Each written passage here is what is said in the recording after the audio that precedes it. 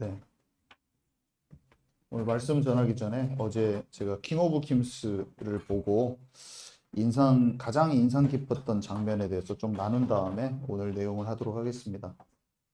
저는 킹 오브 킹스에서 가장 인상 깊었던 장면이 물에 관한 장면들이었어요. 근데 예수님이 세례 받는 장면에서 물 속에 이렇게 푹 잠겼다가 딱 예수님 나올 때 그 물 속에 들어간 그 분위기가 너무나 영상미가 좋더라고요. 물 속에 탁 들어갔다 나올 때 그때 다시 한번 죽음과 부활이라는 게 죽음과 부활 딱 그 단어가 생각나더라고요.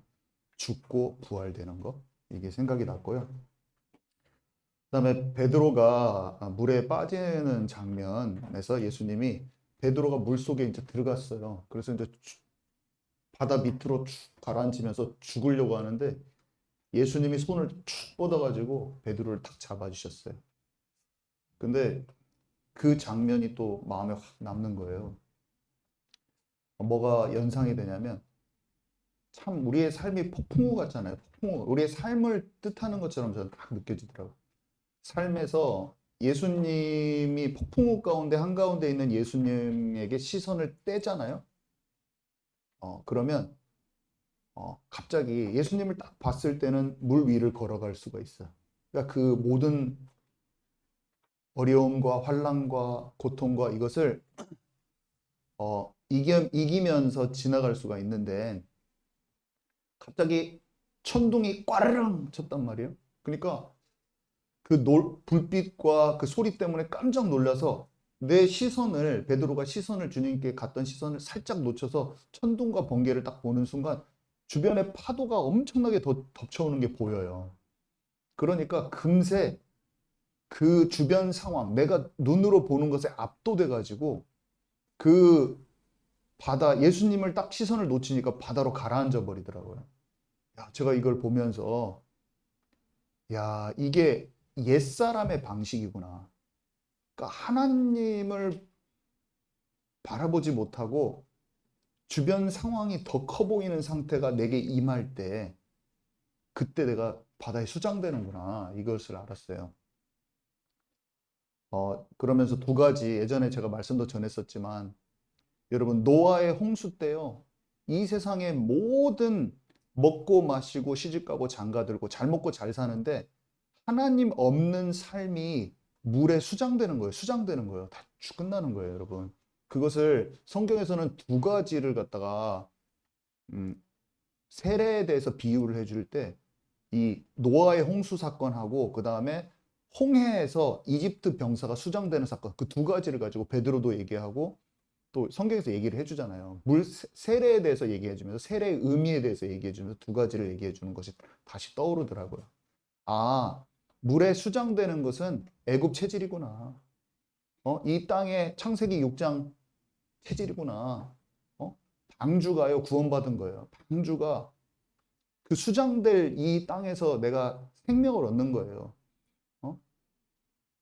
그 홍수 사건이요 물세례예요, 물세례. 물세례. 세례 받았을 때 내가 들어갔다가 내가 이전에 하나님 없이 살던 내가 주인됐던 삶이 수장되는 거예요. 물에 죽는 거예요. 그리고 나는 물 밖에 나왔을 때 주님의 손 붙잡고 밖으로 나와버리는 거예요. 새 삶을 찾는 거예요, 여러분. 방주에 탄 거예요. 수장됐는데 그리스도의 방주에 타고 둥둥 떠버리는 거예요. 물 위로 올라와 버리는 거예요. 홍해에서요. 홍해 길이 나잖아요. 그 길이 그리스도라. 가나안 땅으로 가는 천국 가는데 길이 열려버린 거예요. 그리스도 여러분. 거기에 누가 수장됩니까? 이스라엘 백성들이 이집트의 그 강성한 군대가 물에 수장되는 걸 보면서 아는 사람 아는 거예요. 내 애굽 생활, 내 살던 모든 것들 그 강하고 강성해 보였지만 그냥 다 끝나는 거구나. 여기 지나가면서 나는 생명의 길, 가나안 땅으로 하는 그 생명의 길, 하나님께서 여신 그 길로 갈 것이고 내 옛사람의 모든 삶의 방식, 우상 숭배하던 모든 방식은 저 이집트 병사와 함께 저기에 다 수장됐구나. 그래서 홍해에서 세례받았다고 이렇게 표현하거든요. 고린도전서 10장에 여러분. 그게 예수님의 세례받은 것과 이 베드로가 물에 자기가 빠져 들어가야 되는데 예수님이 손을 꽉 잡아주는 것에서 아, 이거 자체도 세례구나. 그것의 의미라는 것이 너무 강렬하게 느껴지더라고요. 그리고 맨 마지막으로 또 하나의 장면은 그 주인공 찰스 디킨스의 아들이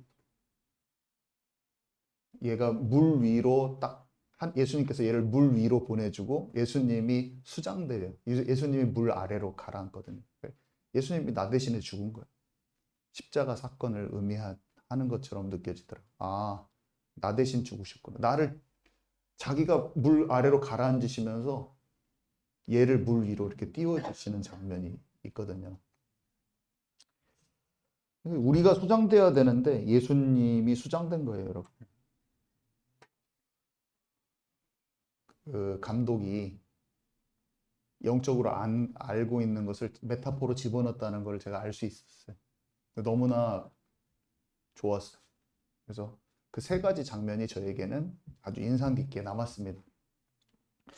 자, 오늘 말씀을 보는데요. 내가 주는 물을 마시는 자. 예수님 지금 우물에서요, 물 마시려고 그래. 근데 예수님은 행동 자체가 메타포라고 했잖아요, 제가. 여러분 기억하시죠? 에스겔이 아내를 잃은 사건이 그 상황 자체가 메타포라고 했잖아요. 호세아가 고멜이라는 여자를 자기 아내를 잃어버린 그 슬픔이 하나님의 마음이야. 에스겔의 삶 자체가. 응?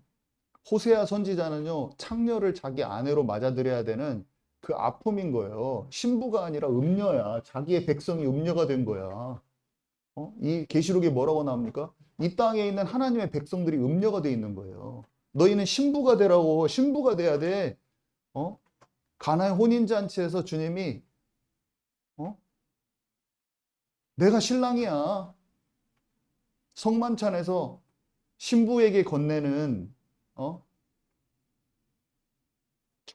청혼의 의미로 포도주를 우리에게 건네주신 거라니까, 여러분. 주님이 우리를 너무 사랑하셔서 신랑과 신부로 이렇게 표현을 해놓으셨잖아요. 성경 전체에 흐르는 게 그거예요. 신랑, 신부 얘기예요. 성경 전체, 시작부터, 창세기부터 그 얘기입니다. 남자와 여자 얘기. 근데 우리가 잘 모르죠. 예수님이 여기서 그냥 물 먹는 게 아니에요. 생명수를 먹어야 된다는 걸 얘기하는 거예요. 여기서 사마리아 여인에게 네가 남편이 없다. 그거는 그 사람의 지금 현재 상태를 맞춰주는 것도 있지만 네가 참 남편 된 그리스도를 모르는 거야. 이것도 내포하고 있는 거예요, 여러분. 여러분 아멘이십니까?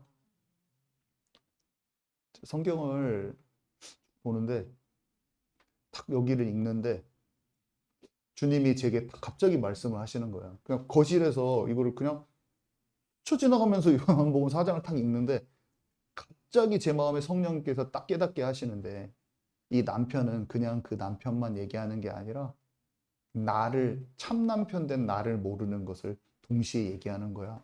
정영 목사 알겠니? 갑자기 내 마음에 얘기하시는 거예요. 그래서 신기하다. 주님 너무 신기해요. 그래서 제목을 제가 나는 남편이 없나이다라고 썼다가 너무 부정적인 것 같아가지고 남편 있는 여자가 될지어다라고 부제가 나는 남편이 없나이다예요. 사마리아 여인이 지금 나는 남편이 없나이다 이렇게 얘기했거든요. 네 남편을 불러오라 했을 때 너 내가 네 남편인 거 아냐? 이거예요, 여러분. 나는 남편이 없나이다. 남편이 다섯인데 우리도 다 마찬가지예요. 세상 사는 사람들은요, 드라마가 남편이고 쇼핑이 남편이고 다른 남편들이 많은 거예요. 예수님 대신에 의지하는 돈이 남편이고 남편이 많은 거예요. 그냥 그런 사람으로서 남편도 있지만 주님 대신에 내가 살 구석, 내가 의지하는 것, 주님 대신 내가 나의 힘으로 삼은 것, 그게 다 남편인 거예요, 여러분. 여러분 아멘이십니까? 근데 이게 오늘 세 가지를 말할 거예요. 창세기에 나와 있어요. 창세기 2장과 3장에 남자와 여자를 창조하실 때 너무 놀랍게도 남자와 여자를 창조하시는 그 이유 자체가 주님과 우리를 설명하기 위함이라는 걸 여러분 아시기 바랍니다. 남자와 여자를 하나님이 창조하셨어요. 인간을. 근데 남자와 여자로 창조하신 것 그 자체가 하나님과 우리의 관계가 기본적으로 근본 계시가 들어가 있어요. 그게 써 있어요, 성경에. 그렇게 돼 있다고 성경에 기록돼 있고, 두 번째로 그것에 대한 설명을 바울이 에베소서 5장에서 해줘요. 제가 설명을 할 거예요. 이 설명이 제 설명이 아니라 창세기 2장과 창세기 3장에 나온 남자와 여자에 대한 내용의 그 비밀이 큰데 그 비밀이 크도다. 그 위대한 그것이 참 위대한 신비라. 이렇게 어떤 성경에는 그렇게 돼 있고 깊은 뜻이 있다. 이렇게 거기에 깊은 뜻이 있습니다. 이렇게 기록되어 있는 성경도 있고 바울이 창세기 2장과 3장의 그 남자와 여자는 우리 그냥 부부관계 사람을 말하는 게 아니라 그리스도와 교회에 대한 관계입니다라고 에베소서 5장에 설명을 해줘요. 그러니까 제가 그것을 자꾸 창세기 2장하고 3장에 있는 내용이 그거라고 제가 설명을 한 거예요. 그거는 성령이 가르쳐 주신 거예요. 바울에게. 우리는 또 기록되어 있는데도 잘 감이 안 오는데 근데 우리가 주님께 알려달라고 하고 말씀을 사모하면 자꾸 메타포는 이미 있는데 메타포의 깊은 것이 알아져요. 그게 성령이 하시는 일이라 성령께서는 우리를 모든 진리 가운데로 인도하고 성령께서는 우리를 하나님의 마음을 잘 알게 하기 때문에 말씀을 사모하고 읽으면 성경의 전체적인 게 꿰뚫어지면서 알아지는 거예요. 그게 마지막 신부로 이어집니다. 마지막 신부로. 그게 계시록에 나와요. 계시록에 그 여자에 대해서 다시 한번 설명해 주는 구절이 계시록 12장이에요. 옛날에는 제가 계시록 12장을 이렇게 꺼내놓고 얘기하지 못했죠. 왜냐하면 계시록 자체를 모르니까. 근데 지금은 이제 이렇게 살살살살 같이 알려줄 수가 있어요. 원래 계시록까지 다 연결된 거예요. 그 여자아이가 창세기부터 중간에 또 계시록까지 다 연결돼야지 맞지. 주님이 은유를 넣었으면 그걸 갖고 다 주님 계속 얘기하신단 말이에요. 포도나무에 대해서 무화과 나무에 대해서 선지자들 통해서 구약에서 말해놓고 예수님이 또 그걸 끄집어내서 얘기해 주셔서요. 해주셔서. 근데 이 여자가 다름 아닌 그 창세기 3장에 나온 그 여자예요. 그 여자가 낳은 여자의 후손은 그리스도고 그 후손 이후에 남은 자손은 우리를 얘기하는 거예요. 그 그리스도에 대한 생명과 그 올바른 신앙, 그리스도에 대해서 올바른 믿음을 가진 자들의 얘기하는 거란 말이에요, 여러분. 다 같은 겁니다. 그 여자가 같은 것이고 여자의 후손은 그리스도고. 여러분 아멘이십니까? 제가 줄거리를 한번 훑었습니다. 계시록의 개요를 먼저 얘기하고 구체적인 걸 얘기하듯이 한번 훑었어요. 그 다음에 이제 구체적인 것을 쭉 얘기하고 오늘의 말씀을 마무리하도록 하겠습니다. 자, 첫 번째로 보겠습니다. 1번하고 3번은 제가 말을 많이 안 했고요. 1번하고 2번은 지난 설교 때도 제가 몇 번씩 얘기했던 거예요. 근데 여러분 제가 이렇게 쭉 설명을 드릴 때 이것을 잘 정리해서 좀 마음에 담아 보세요. 그러고 다시 성경을 읽어 보세요. 그러면 성령께서 나를 가르쳐 주셔서 이해되는 그런 풍성한 묵상이 될 것입니다. 자, 그래서 창세기 3장 16절은 뭐예요? 지금 1번에 보면 창세기 3장 15절 바로 다음에 온 말씀이죠. 그러니까 여자는 1번 지금 파란색 하고 있어요. 여자는 남편을 사모하고 남편의 다스림을 받을 것이다. 이렇게 했는데 선악과 사건 이후 바로 주신 말씀이라는 거예요. 여자의 후손이 뱀의 머리를 상하게 할 것이다. 라는 그리스도에 대한 언약을 하나님께서 주시고 나서 여자는 남편을 사모하고 남편의 다스림을 받을 것이다. 이렇게 돼 있으니까 저는 그냥 단순하게 옛날에는 하와가 아담의 그런 다스림을 받는다. 이런 생각이 들고 장차 남자와 여자들은 그냥 남편과 아내 사이에 아내가 남편의 다스림을 받는다. 그냥 저는 이렇게 생각을 했단 말이에요. 근데 그것에 안에 더 깊은 뜻이 있다고 바울이 알려준 거예요. 말해줬어요. 하나님은 그런 뜻을 담고 있었어요. 라고 바울이 얘기해 줍니다. 그래서 처음부터 신랑 신부 얘기가 나오는 거예요. 남편과 아내 얘기가 계속 나오는 거예요. 자, 그래서 제가 설명드렸었죠. 1번 보면 예수님께서 어머니 마리아를 여자여라고 부르셨을 때 1차적으로는 이게 무슨 뜻이냐면 자신의 어머니가 아니라 구원받아야 될 인간이라고 생각하시는 게 있어요, 주님은. 근데 2차적으로 더 구체적인 것은 뭐냐면요. 이 마리아가 산자라는 거예요. 산자, 살아있는 자.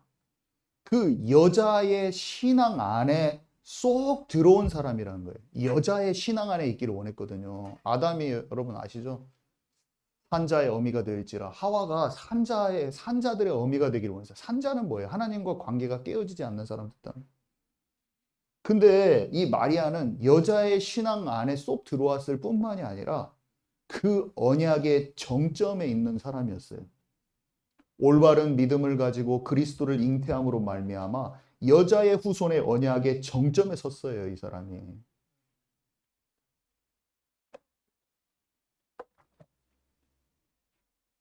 1번에 2번 보면 그러면 여자의 뜻이 뭔가? 여자의 뜻은 뭐 올바른 신앙을 가진 자야, 한마디로.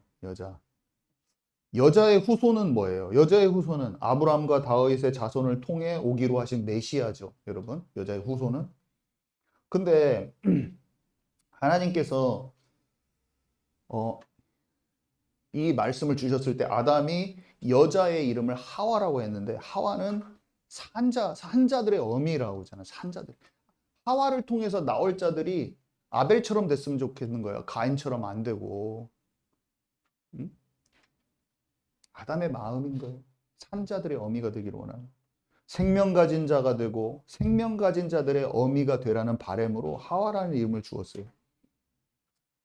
이게 여자라는 것은요. 나중에 여자의 후손이 그리스도잖아요. 아브라함과 다윗의 자손들. 한마디로 이 사람들이 결국에는 이스라엘 백성들인데 그 자손들 중에서 영적으로 살아있는 자를 뜻합니다. 여자는. 아멘이십니까? 생명이 없는 자들은 다윗의 혈통이었어도 족보에서 빠졌던 거 기억하시죠? 산자는요. 생명 가진 자를 뜻하는 거예요. 여자는. 그래서 이 여자라는 거기에 깊은 뜻이 이미 담겨져 있어요. 여기에서 여자는 남편을 사모하고 남편의 다스림을 받을 것이다. 이거는 일반적인 여자들만 말하는 게 아니에요. 하와만을 말하는 게 아니에요. 남편 된 예수 그리스도를 사랑하고 그의 통치를 받는 것이 산자에게, 생명 가진 자에게 당연한 것이다. 이런 뜻이에요. 아멘이십니까? 그것을 제 말이 아니고 바울이 이게 하나님의 뜻이라고 말해주는 게 두 번째 제가 다루도록 하겠습니다. 에베소서 5장입니다. 자, 이 에베소서 5장은 지금 2번의 파란색이에요. 남자가 부모를 떠나 그의 아내와 합하여 둘이 한 몸을 이룰지로다. 이게 창세기 2장 24절의 말씀이고 이 말씀은요. 창세기 2장 아담의 갈빗대로 여자를 만드신. 그러니까 아까 1번은 창세기 3장 15절을 다뤘잖아요. 그거는 범죄했을 때고 범죄했을 때 하나님께서 부르셔가지고 여자의 후손에 약속을 주셨을 때고 이거는 그거보다 더 이전의 얘기예요. 아담의 갈빗대를 빼서 여자를 만들고 나서 하신 말씀이에요. 2장이니까 창세기 2장은 더 이전의 말씀이잖아요. 근데 사도 바울은 지금 그 2장의 그 사건에 대해서 갈빗대로 여자를 만든 사건에 대해서 그 다음에 하나님께서 말씀하신 것에 대해서 큰 비밀이 있다. 신비함이 있다. 여기에 깊은 뜻이 있다고 지금 얘기하고 있습니다. 아멘이십니까? 그래서요. 그 설명을 한번 보면 일단은 한마디로 이 비밀이다. 2번에 1번은 비밀이다. 기쁜 뜻이다. 신비다. 에베소서 5장을 제가 여기다 쭉 써놨는데 그걸 읽기 전에 이 신비인 거예요. 창세기 2장하고 에베소서 5장이 연결돼 있어요. 창세기 2장 이것에 대한 설명이 에베소서 5장인 거예요. 지금. 아멘이십니까? 그래서 남자와의 여자의 관계가 아니라 그리스도와 교회의 관계라고 바울이 그게 하나님의 마음이라고 풀어줘요. 지금. 그래서 창세기 2장 비밀이 큽니다. 깊은 뜻이 있습니다. 킹제임스 성경에는 위대한 신비라, 공동번역에는 참으로 심오한 진리가 담겨 있습니다. 이렇게 얘기를 해요. 그래서 창세기 2장 3장에서 아담과 하와를 만든 인간을 남자와 여자로 창조하신 그 이유 자체가 하나님과 우리의 관계의 그 계시가 거기에 숨겨져 있다는 것을, 그 신비가 있다는 거예요. 그러니까 사탄이 뭐 어떻게 해요? 남녀 관계 막 다 이상하게 만들어. 성적으로 타락하게 해요. 결혼에 대한 비밀을 모르게 해요. 가치 없게 만들어요. 그럼 어떻게 돼요? 기본 하나님과 우리와의 관계를 알도록 설정해 놓은 그 관계를 세상에 무참하게 짓밟아버려요. 그렇고 신랑과 신부 얘기만 하려고 하면 거기에 대한 상처로 막 사람들이 가득해. 어? 응? 이미 다 그 뿌리를 막 다 잘라놓는 거야. 여러분, 사탄의 전략을 아시기 바랍니다. 가정이 아름다워야 돼요. 그래서 아버지와 자식 관계 다 무너뜨리면 어떻게 해요? 응? 스타워즈에서 아버지가 막 아들이랑 싸워서 서로 죽이려고 아들이 아버지 죽이잖아요.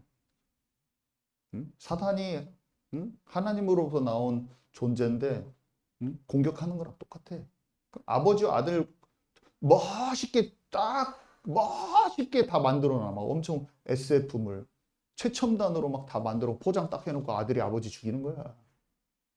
결국에 보면 사탄은요, 사탄이 예수님 주님과 닮아가지고 은유적인 것을 다 집어넣어요. 다 숨은 메시지를 다 집어넣어가지고 우리의 영혼을 공격하는 거예요. 여러 가지 형태로. 그래서 음악을 통해서 메시지를 통해서 여러 가지 것들을 계속 우리한테 주입해. 그러면 우리 안에, 여러분, 우리가 괜히 우리 윗세대에서 막 내 반항심이 너무 많아. 알고 보면 옛날에 노래 같은 거를 막 내가 좋아하는 노래가 다 세대 차이 느끼게 하고 막 기성세대에 대해서 막 반항을 주는 막 그런 카약했던 걸 내가 엄청 어렸을 때부터 주입된 거야. 락 음악 같은데 그런 게 많이 들어가 있단 말이야. 어떤 애가 그냥 비트가 좋아서 락 음악을 좋아했어. 근데 엄청나게 기성세대에 대해서 조금만 말하면 나는 이런 거 시켜. 이게 막 마음에 울분이 가득해. 근데 중고등학교 때 내가 봤던 그냥 그런 어떤 의식 없이 받아들였던 어떤 그런 매체를 통해서 받아들였던 게 내 안에 깔린 거예요. 이런 것이 언제 치유가 되냐면 하나님의 말씀으로 내 자신이 보여지고 세상이 보여지고 영적 세계가 보여질 때 깨달아지면서 갑자기 전체적인 치유가 일어나는 거예요, 여러분. 우리 안에 있는 상처나 울분은 우리도 모르게 형성된 게 되게 많아요. 사탄이 집을 짓고 있는 거예요. 그래서 말씀을 통해서 내 자신이 조명되고 올바른 모든 것이 영적인 진리가 우리한테 올 때 우리의 삶이 진정한 해방이 있는 것입니다. 마음, 생각, 정신, 감정의 영역에서 실제 해방이 별것도 아닌데 딱 깨달아지는 순간 딱 치유가 일어나 버리는 거예요. 아멘이십니까? 하나님께 조명해달라고 기도해야 돼요. 말씀도 깨달아지는 것도 내 힘으로 안 돼요. 주님, 편안해. 주님께서 제게 알려주십시오. 고착화되고 어린아이 같지 않는 단단한 나의 심령을 조명하여 주시사 하나님의 것을 좀 쉽게 내 영안을 열어주세요. 그러면 하나님의 말씀이 놀랍게 꿀송이처럼 단 말씀으로 놀라운 지혜가 임해서 우리의 영안을, 영적인 귀를 활짝 열어주시는 것입니다. 진리가 바로 옆에 있어도 우리는 모를 수가 있는 거예요. 우리의 마음이 교만하고 단단하고 완고하면 몰라요. 마음을 겸손하게 하기 바랍니다. 마음이 겸손한 자가 돼요. 마음이 겸손하지 않은 사람은 하나님의 나라의 것을 못 봅니다. 마음이 어린아이 같지 않으면 순전한 젖을 사모해야 되는데 그렇지 않으면 하나님 나라를 못 보는 거예요. 내가 아는 수준에서 더 이상 진보가 안 일어나. 내가 조금 아는 것 같거든. 절대로 그 이상을 모르게 되는 것입니다. 근데 자기 자신을 낮추는 게 뭘까요? 사람 앞에서 겸손하는 걸까요? 아니에요. 진짜 주님의 은혜를 사모하는 거예요. 진리를 사모하고. 그러면 그게 우리 심령 안에 하나님께서 풀어주시는 것입니다. 자, 그래서요, 오늘 에베소서 5장 24절에서 33절 말씀 좀 생각하면서 함께 읽도록 하겠습니다. 함께 다 같이 읽습니다. 시작.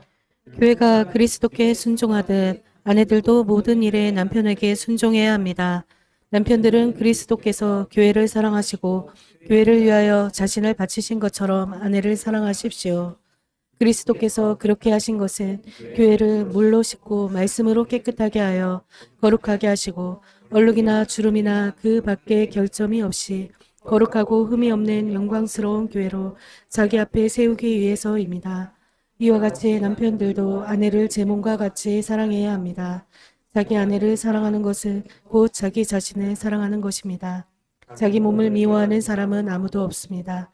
그리스도께서 교회를 양육하고 보살피듯이 모두 자기 몸을 양육하고 보살핍니다. 우리는 그리스도의 몸의 지체들입니다. 그래서 성경에는 사람이 부모를 떠나 자기 아내와 합하여 두 사람이 한 몸이 될 것이다 라고 했습니다. 여기에는 깊은 뜻이 있습니다. 나는 그리스도와 교회와의 관계를 두고 말하는 것입니다. 그러므로 여러분도 각자 자기 아내를 자기 자신처럼 사랑하고 아내도 자기 남편을 존경하십시오. 네, 여기 보면 네 번째 문단, 네 번째 패러그래프에 보면 성경에는 사람이 부모를 떠나 자기 아내와 합하여 두 사람이 한 몸이 될 것이라고 했습니다. 여기에는 깊은 뜻이 있습니다. 나는 그리스도와 교회와의 관계를 두고 말하는 것입니다. 이게 지금 창세기 2장 24절 말씀이에요. 그러니까 아담을 갈빗대를 취해서 여자를 만들고 그랬는데 그것의 뜻이 사실은 이게 구체적으로 얘기하면 예수님이 하나님 아버지를 떠나서 이 세상에 와서 우리 인류를 자기의 신부로 맞아들인 것을 뜻합니다, 여러분. 그것을 누가 얘기했어요? 바울이 그렇다고 설명한 거예요. 아멘이시죠? 언제부터? 아담을 통해서 여자를 만든 그때부터 하나님은 이 마음을 가지고 여자를 창조하신 거예요. 여자가 만들어진 그 자체가 신부에 대한 계시인 거예요, 여러분. 인류를 사랑하시고 인류를 신부로 보시는 그 마음이 여자를 창조했을 때 이미 그 안에 계시된 거라니까요, 여러분. 아멘이십니까? 그 말을 누가 알려주냐면 바울이 설명을 해주는 거예요. 이 성경 구절, 창세기 2장 24절에 아담의 갈빗대를 취해서 여자를 창조하신 것은 그리스도와 교회의 관계를 얘기한 것입니다. 신부에 관한 것입니다. 그래서 주님이 갈릴리 지역의 그 혼인잔치의 특징이 갈릴리 지역으로 주님이 오셨잖아요. 근데 그 갈릴리 지역의 혼인잔치의 특징이 너무 신기했잖아요. 그게 뭐예요? 신랑만 와. 아버지를 떠나서 신랑만 와가지고 여자 집에 찾아와가지고 포도주를 건네면서 청혼을 한다니까. 그리고 나중에 집을 준비하러 가잖아요. 그게 예수님께서 이 땅에 오셔서 우리를 십자가 지시기 전에 청혼을 하러 오신 거예요. 이 땅에 청혼을 하러 오신 인류를. 그리고 내 아버지의 집에 거할 곳이 많으니 거처를 준비하러 가신다고 해서 이 신혼집 가나의 혼인잔치, 갈릴리 지방의 혼인잔치와 똑같은 특징을 비유적으로 얘기하시면서 자기가 그렇게 이 땅에 오셨다는 거예요. 그래서 성만찬의 언약의 피, 이 포도주는 언약의 피라. 계약이 새 언약의 계약이라고. 새로운 계약. 마치 신랑과 신부가 결혼을 서약하듯이. 근데 그것을 본래 처음부터 그렇게 우리에게 계시해 주려고 여자도 창조를 하셨다는 것을 사도 바울이 지금 설명하는 거예요, 여러분. 그래서 신랑과 신부에 대한 그 계시는, 신부가 단장되어 온 이 계시는 창세기부터 계시록까지 처음부터 끝까지 다 흐르고 있는 주님이 우리와 관계를 설명하기 위한 가장 중요한 메타포입니다. 아멘이십니까? 근데 사람들은 어때요? 신부 단장해야 된다고 그 말은 뭐 이단이라고 그래. 자기가 성경과 거리가 먼 거지. 그 신부 단장해야 된다는 그 말을 가지고 왜 그 사람을 치냐고. 그 본질이 이상하게 되면은 이상하지만 그 말 자체에 거부감이 있는 것은 내가 성경을 더 모르는 거지. 아멘이십니까? 그 말이 가깝고 사모가 되고 좋아야죠, 여러분. 주님이 그것을 통해서 우리와 관계를 얘기하시려고 하는데 내가 거기에 대해서 거부감이 드는 것은 내가 영이 안 열린 것을 말해주는 거예요. 그래서 주님의 말씀을 사모하고 주님이 말하고 하자는 의도가 더 친밀해지는 저와 여러분 되기 바랍니다. 그게 어린아이 같아야 돼요, 여러분. 어린아이 같아야 돼요. 내가 원하는 방식으로 성경을 알지 말고 하나님이 주시는 그 말씀을 말씀대로 사모하고 그것에 친밀해지고 가까워지는 것이 더 성령 인도를 잘 받는 거예요. 그래서 어린아이와 같으라. 어린아이 같지 않으면 내가 결단코 천국에 들어가지 못하리라. 하나님의 나라가 우리 안에 임해야 되는데 어린아이 같지 않으면 말씀에 판단이 있기 때문에 말씀을 내 안에 들어오지 못해요. 하나님 나라가 뭐예요? 내 안에 하나님 나라가 임하는 것은 하나님의 말씀이 너희 안에 있으므로 너희가 악한 자를 이기고 하나님의 나라가 너희 안에 임하였다. 하나님의 말씀에 판단이 있고 어린아이 같지 않으면 하나님의 말씀이 사모되면서 내 안에 심겨지지 않는 거예요. 분별은 해야죠. 분별 못하고 뭐 아무거나 다 집어넣어도 그것도 이상하고 막 내 생각대로 거부해도 이상하고 둘 다 극단이야. 좌로나 우로나 치우치지 말라. 어떤 사람은 막 아무거나 다 받아가지고 막 다 이게 맞는 것 같고 막 사모합니다 사모합니다 막 이상한 해석을 다 먹어. 어떤 사람은 판단이 너무 심해. 막 이것도 아니고 저것도 아니에요. 막 계속 아니에요 아니에요. 둘 다 아니에요. 성령의 감동받은 사람은요. 하나님이 원하시는 정확한 거기에 있는 상징에 대한 뜻을 알게 돼 있어요. 성령이 우리를 모든 진리 가운데로 인도하고 아버지의 깊은 것을 하나님 아버지의 깊은 것을 통달케 하여서 그 진리가 우리 안에 올 때 우리의 생각이 치유되면서 자유와 해방이 있는 것입니다, 여러분. 시대가 보여지고 내 자신이 보여지고 모든 것을 올바라 볼 수 있는 힘이 말씀의 진리가 우리 안에 성령의 감동으로 올바르게 풀어질 때 있는 거예요. 그때 어둠의 영을 이기는 거예요. 악한 영을 이기고. 되게 단순해. 말씀이 믿어지면서 역사가 일어나는 거예요. 그래서 여기서 물로 씻고 말씀으로 깨끗게 하여 거룩하고 흠이 없는 영광스러운 교회로 자기 앞에 세우기 위하여 이렇게 써 있는데 저는 딱 읽으면서 웨딩드레스가 또 생각이 나고 예복도 생각이 나고 기름이 떨어지지 않는 것도 생각이 나고 한밤중에 갑자기 올지라도 언제든지 준비된 신부의 모습이 거룩하고 흠이 없는 영광스러운 교회라는 단어에서 떠오르더라고요. 그리고 이번에 3번 보면은 한 몸이라는 단어가 있는데 한 몸. 사람이 부모를 떠나 자기 아내와 합하여 두 사람이 한 몸이 될 것이라. 예수님이 오신 이유는 다른 게 아니라 임마누엘, 내가 아버지와 내가 하나 있는 것처럼 저들도 나와 우리와 하나가 되게 하옵소서. 신랑 되신 그리스도와 신부된 교회의 완전한 연합을 뜻하는 겁니다. 생각이 일치돼요. 마음이 일치돼요. 그 뜻이 일치돼요. 앞으로 하고자 하는 그 계획이 일치돼요. 예수님을 믿는 것은 주님의 마음과 내 마음이 일치돼 버리는 거예요.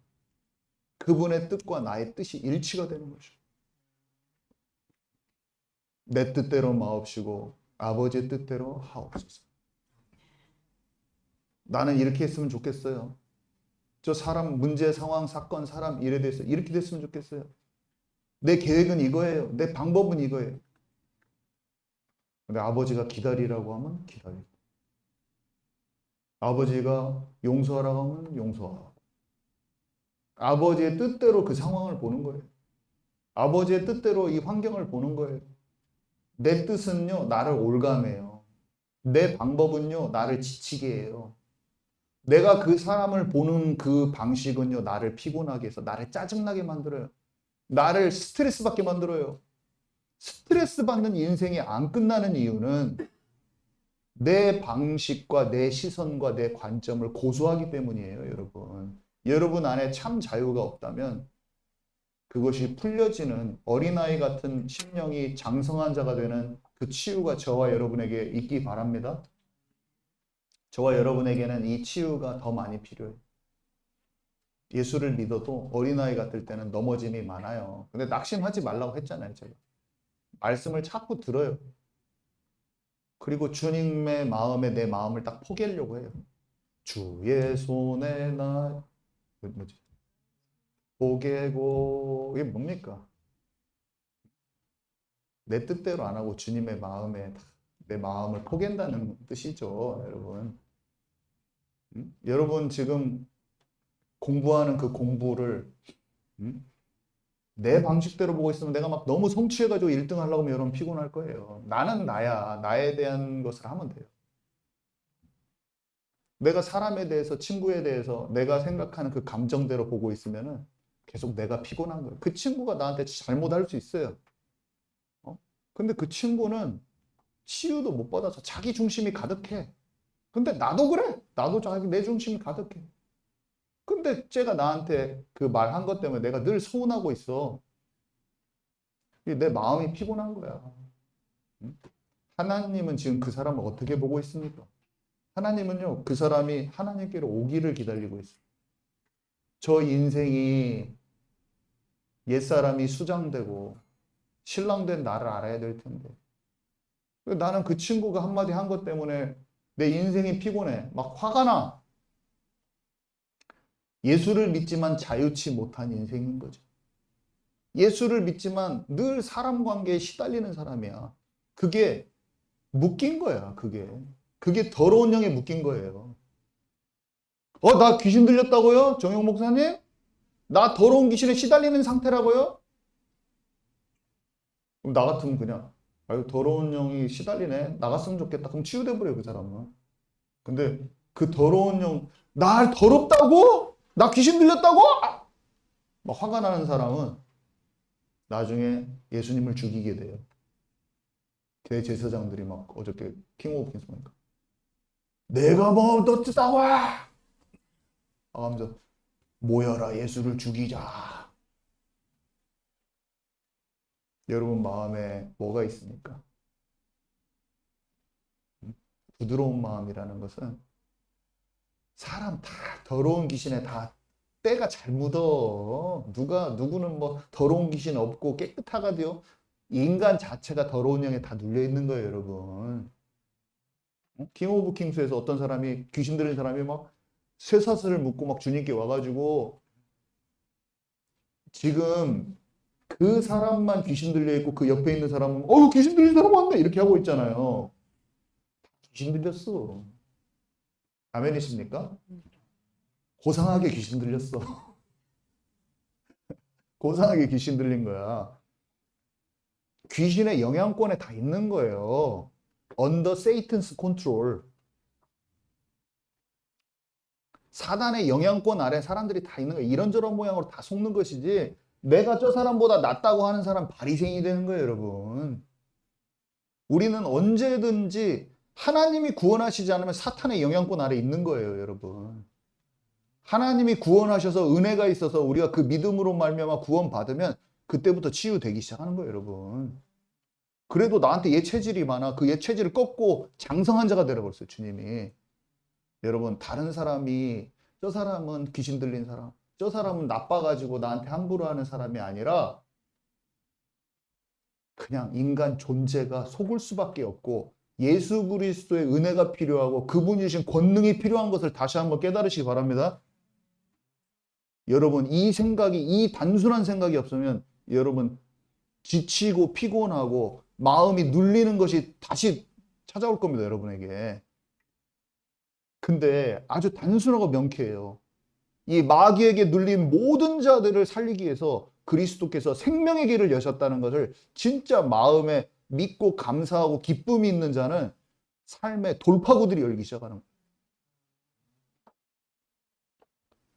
얼마나 이 기쁨이 큰 것입니까? 우리에게. 자, 세 번째. 그래서 여자와 여자의 남은 자손이라는 그 계시록 12장에 있는데요. 이 여자가 다름 아닌 그 여자요. 창세기 3장의 그 여자요. 막 해의 옷을 입고 12개의 별이 있는데 12개의 별이 이스라엘 그 지파를 상징해요. 아이를 해산하기 위해서 애쓰며 부르짖는 그 상황이거든요. 아이를 해산하기 위해서. 계시록 12장 2절에 보면요. 이 여자가 아이를 베어 해산하게 되매 아파서 애를 쓰며 부르짖더라. 메시아가 오시는 것, 이스라엘 백성들을 통해서 그 산자의 계보를 통해서 이 메시아가 오실 것을 여인의 해산에 비유한 그런 장면이거든요.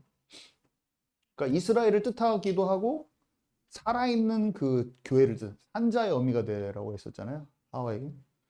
그러니까 이스라엘은 사실은 모든 민족을 위한 제사장 나라잖아요. 메시아가 오는 통로가 됐단 말이에요. 그렇죠? 그러니까 구약의 교회지 이스라엘이. 근데 산자의 계보가 진짜 족보에 남았잖아요. 그죠? 자, 이것을 구약의 증거에서 보면 구약의 증거 제가 여기 미가서 써놨는데 미가서 한번 읽어볼까요? 미가서 5장 2절에 3절입니다. 시작. 베들레헴 에브라다야 너는 유다 족속 중에 작을지라도 이스라엘을 다스릴 자가 내게서 내게로 나올 것이라. 그의 근본은 상고에 영혼에 있느니라. 그러므로 여인이 해산하기까지 그들을 붙여 두시겠고 그 후에는 그의 형제 가운데 남은 자가 이스라엘 자손에게로 돌아오리니. 네. 이스라엘 왕이 예수님이 어디서 태어날지 다 이스라엘 백성들은 알고 있습니다. 어딜까요? 네, 베들레헴이죠. 그래서 헤롯 왕이 어저께 킹 오브 킹스 영화에서 보면 헤롯 왕이 애기들 다 죽이라고 그 베들레헴하고 그 주변에 있는 마을 애들 다 죽이라고 하죠. 베들레헴에 있는 애들 다 죽이고 그 옆에 있는 마을까지 다 죽여버려요. 왜 그러냐면 왕이 나오면 자기한테 자리가 위협이 되거든요. 자기 자리 뺏기면 안 되잖아요. 내 자리가 내 목숨보다 더 중요한데 자리 뺏기면 안 되잖아요, 여러분. 그러니까 유대인의 왕이 오면 내 헤로당 자리 뺏기니까 죽여야 되는 거예요. 그게 세상 방식이에요, 여러분. 세상에서는 누가 나보다 조금이라도 올라오려고 하면은 바치 밟아줘야 돼, 그냥. 약육 강식. 밟아줘야 돼. 내가 살아야 되니까. 베들레헴 에브라다야. 그러므로 여기 뭐라고 써 있어요? 그러므로 여인이 해산하기까지 그들을 붙여두시겠고. 여인이 해산하기까지. 미가의 예언이요. 메시아가 오실 것을 여자의 해산에 비유한 그 구절이에요. 그래서 이 미가서의 이 구절이 계시록 12장하고 대꾸를 이루는 거예요. 대부분 계시록에 있는 것에 대한 어떤 상징은 대부분 다 구약에 연결되어 있습니다. 왜 그러냐면 그것을 제가 창세기 그러니까 2장과 3장을 해석을 에베소서 5장에서 얘기했듯이 그냥 막 해석하면 안 돼요. 말씀을 기준으로 해석을 해야 돼. 말씀에 설명이 나와 있어요. 뭐 감람나무 두 촛대 이런 것도 스가랴서에 다 나온 내용이에요. 계시록이 나중에 두 증에 대해서 해석할 때 그것을 참고해야 돼요. 왜 그러냐면 거기에서 이미 설명을 해줘. 다니엘서에 설명을 해준단 말이에요. 뿔, 짐승 그걸 가지고 계시록을 봐야지 막 내 마음대로 계시록을 해석하면 되겠어요? 안 되겠어요, 여러분? 말씀에 하나님이 알려준 대로 해석을 해야 됩니다. 그래서 이런 것도 뭐 계시록 12장도 그냥 막 풀면 안 되고 충분히 그것을 알고 보면 아주 명확하게 알아지는데 이것들을 명확하게 알아지는 시대에 우리가 살고 있다는 것을 설명드렸었죠. 봉함하지 말라. 때가 가까웠으니 이제는 임봉하지 말라고 했어요. 네, 그래서요 3번에 3번 보면 여자의 남은 자손 이제 성경에 렘넌트라고 되어 있습니다. 남은 자손이 남은 자죠. 여자의 남은 자 이렇게 해석될 수도 있고 여자의 남은 자손. 예수 그리스도의 이후의 난 자들을 뜻하죠. 이 사람들의 특징이 성경에는 뭐라고 되어 있냐면 두 가지 특징인데 제가 여러 번 청년 예배 때랑 많이 설교했었는데 이 특징이 지금 우리가 가져야 될 특징이에요. 계명을 지키고 예수 그리스도의 증거를 가져야 돼. 이게 다 특징입니다. 어떤 사람은요 예수님의 증거만 가졌다고 하면서 계명이 필요 없다고 얘기하는 사람들이 있어요. 약간 은근스럽게 은혜가 중요하면서 계명을 지키는 게 필요 없다고 그래요. 어떤 사람은요 법도를 지키라고 엄청 말하면서 예수님의 증거가 없어요. 거룩 율법주의가 돼. 막 열심히 지켜야 돼 열심히 지켜야 돼 막 하고 그러니까 교회가 좌로나 우로나 치우치게 되면 어떻게 되냐면 한쪽은 거룩 성결 하면서 자기를 몰아붙이면서 주님이 주신 자유가 없는 상태에서 법도를 지키려고 하는 자기 노력을 하고 어떤 사람은 예수 그리스도, 예수 그리스도, 예수 그리스도 하는데 은근스럽게 은혜만 강조하면서 계명을 지키는 게 자체가 행함과 믿음이 같이 돼 있다는 것을 뭔가 모르게 이렇게 안 하는 거예요. 뭔가 모르게 그리스도면 끝났지 않냐. 둘 다 치우침입니다. 여기 딱 써 있어요. 예수 그리스도가 아니면 우리에게 구원의 길이 없다. 생명을 얻을 수 있는 분은 예수님뿐이 없다. 정확히 알되 말씀을 진짜 사모하고 계명을 지키는 그 자체가 행위가 아닌 믿음의 결과물인 것을 정확히 알고 그리스도의 흔적과 계명을 지키는 힘이 동시에 있는 자가 이기는 자인 것입니다. 우리 교회는 여기에서 흐트러지지 않기 위해서 지금 따로 모인 거예요. 이것이 변질되기가 얼마나 쉬운지 아십니까, 여러분? 둘 중에 하나로 가는 거예요. 열심을 내면서 법도를 내 힘으로 지키든지 아니면 방종으로 가든지. 예수님은 끝. 저는 둘 다 경험해 봤어요. 제 인생에 예수님을 막 믿으려고 내 열심을 낸 거 하나 하고 예수님 믿었으니까 내가 약간 방종으로 가는 나를 계속 만나는 거야. 두 개가 계속 나를 힘들게 했어. 그러다가 밸런스를 맞추는 게 뭔지 알아진 거예요. 기쁨과 자유하면서도 주님 안에 머무르는 것이 뭔지 알게 됐어요, 여러분. 여러분과 저의 신앙생활은 어떻게 되냐면 주님과 관계가 기쁘고 감사하면서 예배에 눈물이 있고 감사하고 그러면서 죄가 이겨지는 그 속으로 잘 몰라도 그쪽으로 방향을 가야 돼요, 여러분. 완벽한 것을 말하는 것 같아요. 또 아니에요. 그쪽으로 가야 돼요, 여러분. 좌로나 우로나 치우치지 말라. 아멘이십니까? 그래서요.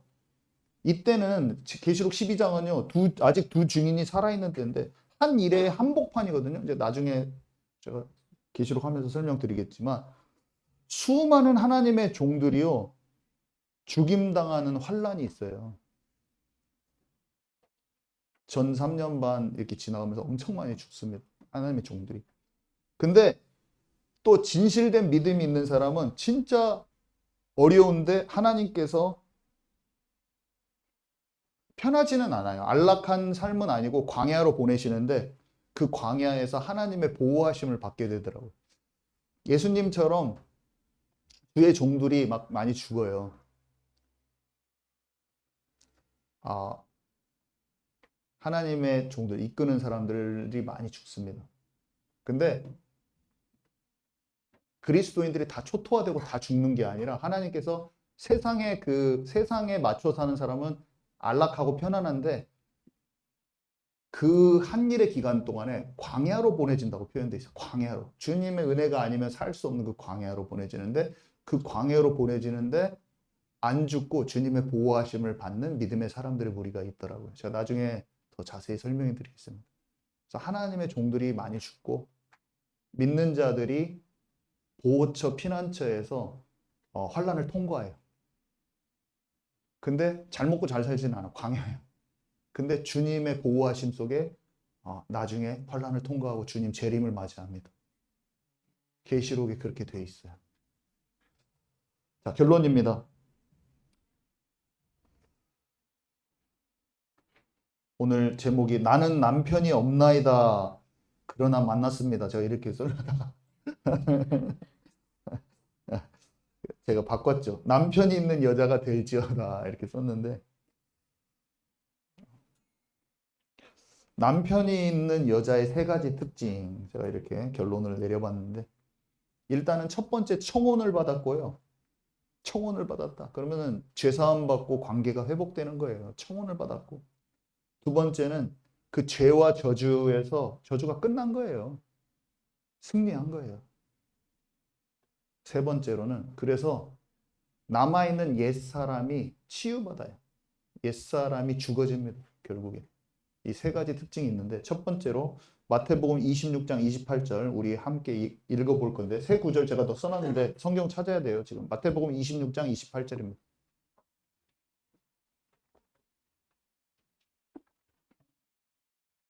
마태복음 26장 28절.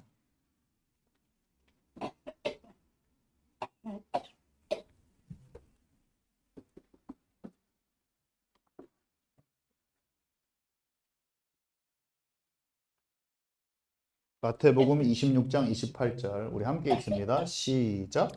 이것은 죄 사함을 얻게 하려고 많은 사람을 위하여 흘리는 바 나의 피 곧 언약의 피니라. 네, 6월절 죽기 전에 주님께서 성찬식 때 포도주를 건네시면서 한 말이에요.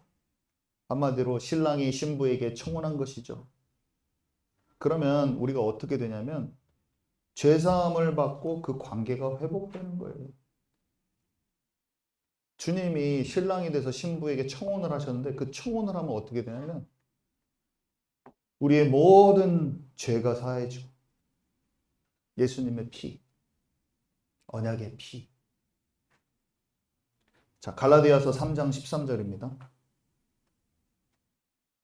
갈라디아서 3장 13절 우리 같이 읽을 거예요. 갈라디아서 3장 13절. 두 번째 특징이죠. 남편이 있는 여자의 세 가지 특징. 두 번째 특징. 갈라디아서 3장 13절 우리 함께 읽도록 하겠습니다. 시작. 그리스도께서 우리를 위하여 저주를 받은 바 되사 율법의 저주에서 우리를 속량하셨으니 기록된 바 나무에 달린 자마다 저주 아래에 있는 자라 하였음이라. 아멘. 여러분, 우리가 나무에 달려야 됩니다. 우리가 저주 아래서 저주를 받아야 되는데 우리를 위하여 저주를 받은 바 되사 내가 받을 저주를 예수님이 받으셨다는 것을 아시기 바랍니다. 왜 우리의 마음이 기쁘고 즐겁고 감사하고 저는 처음에 예수님 믿어질 때 날아갈 것 같더라고요. 왜냐하면 내 죄의 짐이 참 무거웠어요. 왜냐하면 내가 가만히 생각해봐도 내가 속사람이 왜 이렇게 범죄하는 게 많은지 생각으로 범죄하고 제가 중학교 때부터 대박 컨닝한 사건을 제가 또 그게 제 삶의 짐이 제 친구랑 둘이 짜고 같이 완전히 도와줘갖고 전교 1, 2등 해먹었어 한마디로. 왜냐면 내가 얘한테 약점을 다 알려줘. 앞뒤로 앉아가지고 얘가 나를 또 다 알려줬어. 둘이 딱 하니까 우리 반에서 기본 1, 2등 전교에서 10등 안에 둘이 딱 다. 근데 제가 얼마나 죄책감이 심하든지 쟤는 조금 알려주고 저는 많이 받았거든. 그 친구를 또 그 와중에 난 또 이용해 먹었어. 저랑 친한 친구였는데 근데 제가 그때 이용해 먹으려고 한다기보다는 내가 살아남으려고 했어요. 공부를 하다 보니까 하기가 싫더라고요. 그리고 빨리 편법으로 시험만 잘 보고 싶어가지고 와, 그 죄책감이 나를 그냥 언제까지 갔는지 한 20대 중반까지 엄청 힘들었어요. 그 죄책감이.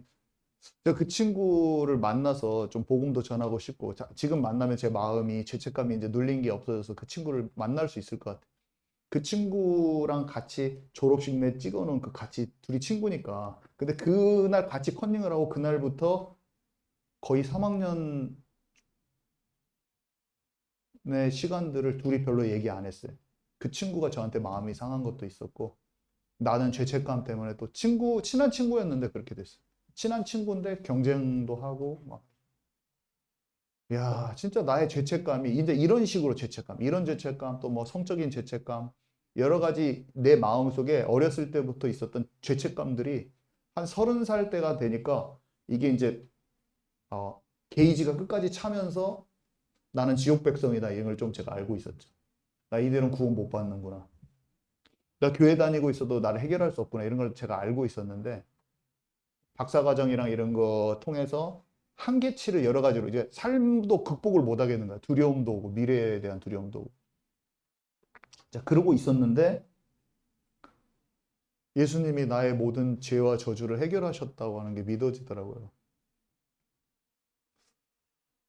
내 지난날의 모든 허물, 내가 주인된 삶, 내가 마귀에게 눌렸던 삶, 내가 마귀한테 늘 마귀 따라서 살던 삶을 주님이 나를 용서하셨다니.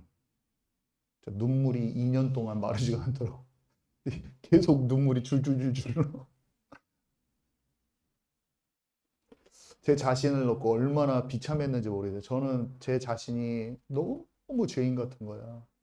너무 사람들 모르게 숨기고 착한 척은 다 하고 우리 아버지랑 엄마 아프니까 앞에서 또 불효 안 하려고 엄청 효자 노릇도 하는데 완전 달라. 학교 생활과 집안에서의 내 모습은 다르고 근데 그게 내가 나쁜 놈은 아니야 라는 생각은 계속 있으면서 주님이 필요 없었던 거예요. 내가 그래도 착하잖아. 주님이 필요 없는 거야.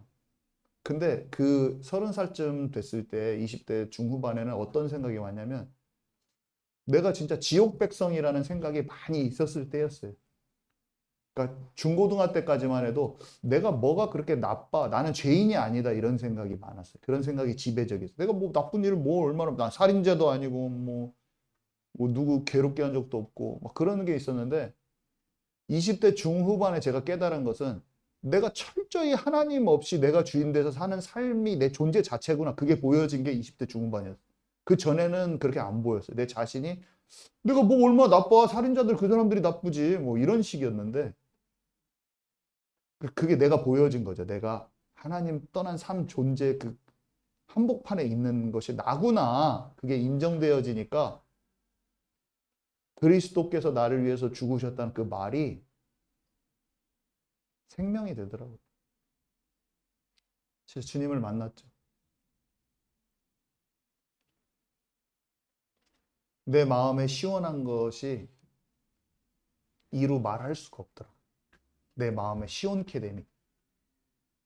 내가 주님을 못 박았습니다. 이 고백이 진짜 제 마음속에서 진심으로 나왔어요. 내가 주님을 못 박았.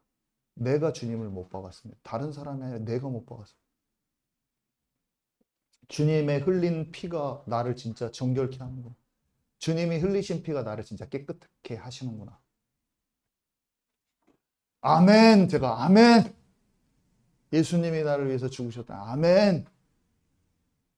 그러니까 승리케 됐다. 그 말이 제가 이해가 되면서 기쁨과 감사함이 제 마음에 솟구쳐 나오면 시원한 거예요, 마음이.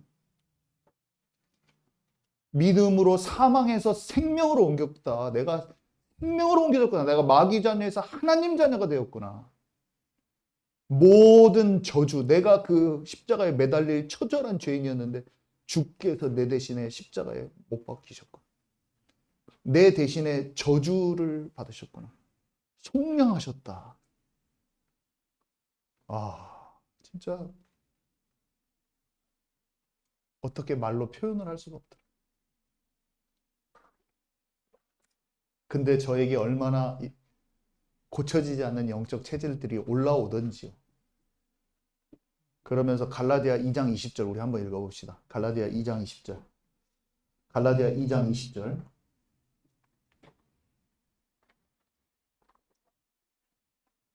찾으셨나요? 우리 함께 같이 읽도록 하겠습니다. 시작. 내가 그리스도와 함께 십자가에 못 박혔나니 그런즉 이제는 내가 사는 것이 아니요 오직 내 안에 그리스도께서 사시는 것이라. 이제 내가 육체 가운데 사는 것은 나를 사랑하사 나를 위하여 자기 자신을 버리신 하나님의 아들을 믿는 믿음 안에서 사는 것이라.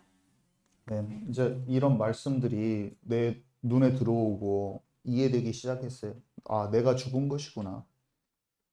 예수님이 십자가에 못 박히실 때 나의 옛사람도 못 박힌 것이다. 이런 것들이 영으로 좀 이해가기가 시작했어요. 아, 내가 이제 사는 것은 옛날에 나는 십자가에 못 박아버리고 주님의 마음으로 사는 것이구나. 주님의 생각으로 같이 사는 것이구나. 예수님의 마음과 합쳐져서 사는 것이구나. 나를 통치하시는 것을 이제 나는 조금씩 경험하는구나. 그러면서 내 마음에 내가 십자가에 못 박히기를 원하고 내 생각이 못 박히기를 원하고 내 방법과 내 주관과 내 주장이 십자가에 못 박히기를 원하고 옛사람이 물에 수장되듯이 옛사람이 십자가에 또 못 박히기를 원하고 문제와 상황과 사건과 사람 일에 참 내가 빨리 해결하고자 하는 나의 조급함과 내가 생각해서 내가 나의 좋은 방송국을 꺼야겠구나. 나의 좋은 생각 방송국. 주님의 뜻과 계획을 내가 더 알기를 원하고 노예로 가도 감옥에 가도 주의 뜻을 내가 알기를 원합니다. 요셉처럼. 거기에 원망과 오해 가운데 누명 쓴 것에 배신감에 사로잡혀 있지 않고 원통과 분통함에 있지 않고 주께서 내게 원하시는 것을 내가 알기를 원합니다. 어떤 주님께서 내가 이제 너를 본토 친척 아비 집을 떠나서 내가 너에게 지시할 그 땅으로 가라 라는 마음을 주시면서 네가 지금까지 살아왔던 방식을 진짜 버리겠느냐? 그렇다면 아브라함과 같이 네가 있는 곳을 네가 떠나기를 원하니 너는 이제 아브라함과 같이 하나님의 영에 인도받는 인생을 네가 경험케 될 것이다. 갑자기 그거를 영으로 제게 딱 알려주시더라고요. 아, 주님, 제가 지금은 아직 한 걸음도 몇 걸음도 못 디뎌봐서 너무 모르지만 저는 정말로 간절히 이제 그거를 소망해요. 제가 살아왔던 방식을 너무 놓고 싶어요. 주님, 저를 인도해 주옵소서. 그래서 막 갑자기 교회 다니던 교회 나오기도 하고 막 박사 그만두기도 하고 막 별걸 했지만 그게 실수도 있고 시행착오도 좀 있었지만 성령 인도 받는 그 걸음을 막 하고자 하는 내 마음의 그런 발버둥이긴 했었어요. 제가 거기 실수도 많이 했어요. 주님께서 원하시지 않은데 막 제가 막 떠나기도 하고 막 그걸 했어요, 제가. 근데 그게 지금 보면은 다 잘하지는 않았는데 마음에 막 그런 소망함이 크니까 막 그런 걸 제가 한 거예요. 내 방식대로는 안 할 거거든. 그래서 예수님이 이 잔을 내게서 옮겨졌으면 하지만 내 뜻대로 마옵시고 아버지의 뜻대로 하옵소서. 삶의 모든 주권을 아버지께 딱 드리는 거예요. 아멘이십니까, 여러분? 이 놀라운 비밀. 평강이 옵니다. 평강. 내가 주는 평화는 세상과 다르니. 세상에서는 옛날에는 친구들을 이겨 먹어야지 내 마음이 편했는데 안 이겨 먹었는데 내 마음에 평안이 오고 막 말을 막 해가지고 나 이렇게 해갖고 힘들고 막 이렇게 해야지 편했는데 그 말이 조금 없어져.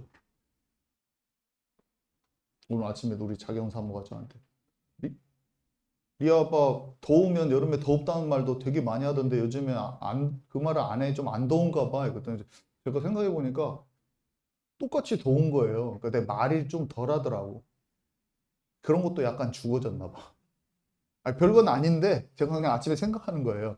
막 제가 막 더우면 덥다, 추우면 춥다. 그러면은 뭐겠어요? 다른 것에서도 누가 이렇게 나 힘들게 해? 이런 것도 더 말을 많이 했었을 거 아니야, 내가. 딱 봐도 더운 것도 그렇게 막 입으로 말하는데. 근데 내가 덜 더워진 건 아니야. 똑같이 더운데 조금 말을 덜 하나 봐. 그래서 주님 감사합니다.